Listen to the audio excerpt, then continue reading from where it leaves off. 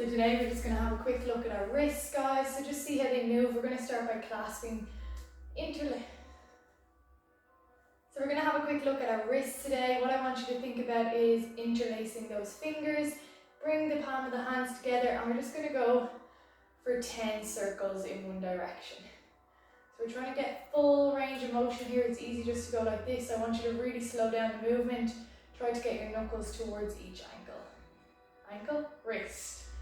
I was doing ankles before this, that's why I'm ankles on the brain. And once you've got 10 reps, guys, you're just going to change direction.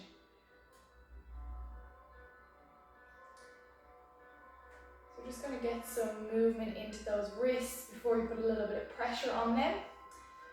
Perfect, we're just going to take it down to a kneeling position on the floor and just bring your hands in front. So all we're going to have is the hands about shoulder distance apart, your fingers are facing forwards. And we're just going to rock forward and back 10 times.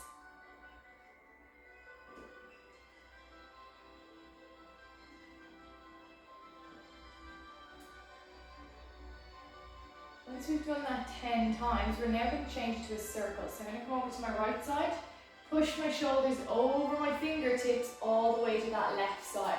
And I'm going to do 5 circles. Just starting over on that right side. If you feel you haven't got enough balance, guys, you can just open those knees a little bit wider. And be quite forceful as you get into it. Try to push yourself over those fingertips a little bit further. Once we've done 5, you're going to go the opposite direction. And just notice, is there any discrepancy in tightness from your right lift or your right wrist to your left wrist?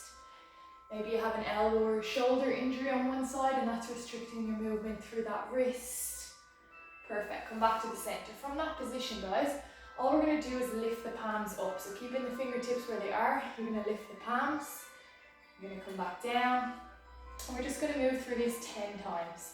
So for some of you, you mightn't get your palms up very far off the floor. That's a really good indication you need to work on some wrist flexibility. And again, don't go to the point where you're really hurting yourself or all your pressure is through those fingers and you feel like they're going to break. Really push some of the weight into your knees. Once you've got that done, guys, your 10 reps, all we're going to do is take our hands to the outside. So they're on, facing away from the fingers, and again, we're just going to push the weight left to right. Just 6 reps. Once you get those 6 reps, we're now going to turn the back of the hand. So the back of the hand is on the mat, and we're going to go with the opposite side again. Now what I want you to think about is trying to straighten up through those arms. So push up through that upper back, and just put a little bit of pressure through the wrist. So see if you can come slightly forward, just to increase that pressure.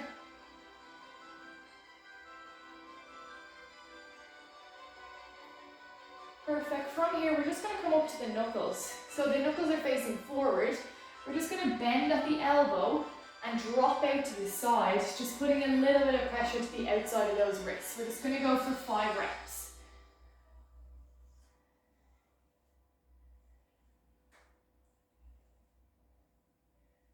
Perfect. Once we've done that, what we're going to do is we're just going to sit right back on our heels. You're going to take your knuckles and you're going to place them together. So we want them touching. When they're touching, we're going to place the back of the hand onto the mat. And all I want you to think about is pulling your elbows as far away from the mat as you can, so pushing up. You're going to drop the elbows back to the floor.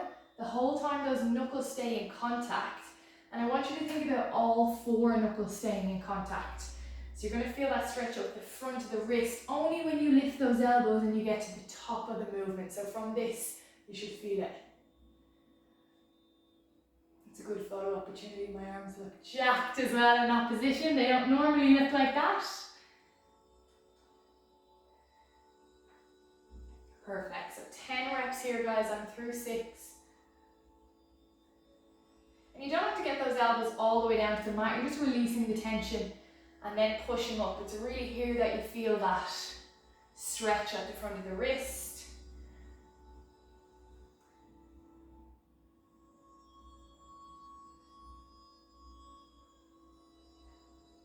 Once you get to your 10th rep, guys, what we're going to do is come back up onto all 4s. And this time I want you to point your fingers away from the body. So your thumbs are going out, your fingers are coming towards your knees. From this position, we have a nice straight arm, and all we're going to do is just sit our bum back. So So we're getting that stretch up the back of the wrist. If you need to go one at a time, that is totally okay, but what we don't want to see is the palms coming off the mat. So keep those palms in contact with the mat, and if you can, then you can start to lean back. So we're going to hold this here for about 30 seconds.